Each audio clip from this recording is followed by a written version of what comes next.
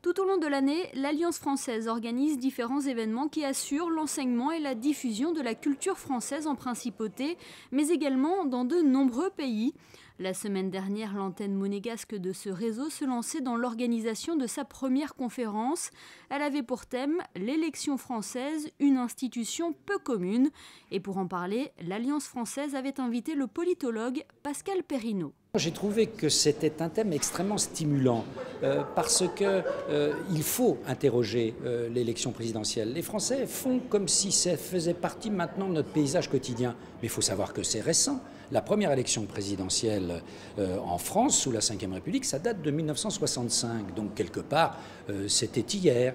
Il faut interroger même les éléments de notre système politique auxquels on est le plus habitué. Et puis, toute la France est étendue, vous voyez, on est en 2015, mais déjà, on ne parle que de quoi en France? Eh bien, de la prochaine élection présidentielle de 2017. Donc le temps est venu un peu de prendre un peu de hauteur, de distance et d'interroger ce qui nous semble évident, trop évident.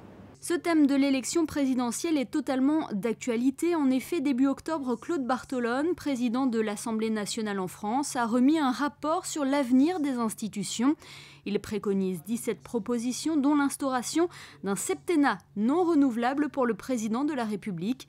Néanmoins, cette institution continue de se différencier de ses voisins européens. La grande originalité de l'élection présidentielle française, c'est que ça élit vraiment un chef d'État et même un chef de gouvernement. Certes, il y a un Premier ministre en France, mais le Premier ministre est sous la tutelle, et la tutelle quotidienne, ferme, du président de la République. Donc c'est une élection à part. Nous sommes un des seuls pays européens qui connaît ce type d'élection, qui est un peu une élection présidentielle à l'américaine, parce qu'aux États-Unis, de l'autre côté de l'Atlantique, oui, il y a un président qui a du pouvoir. Eh bien en France, c'est un peu la même chose, mais c'est une exception en Europe. Vous venez de l'entendre, à 2 ans des élections présidentielles françaises, on se rend compte que le scrutin est déjà dans tous les esprits. Les premiers candidats se révèlent et les premiers sondages dévoilent petit à petit la tendance. À noter qu'il s'agira de la 10e élection d'un président par le peuple sous la Ve République.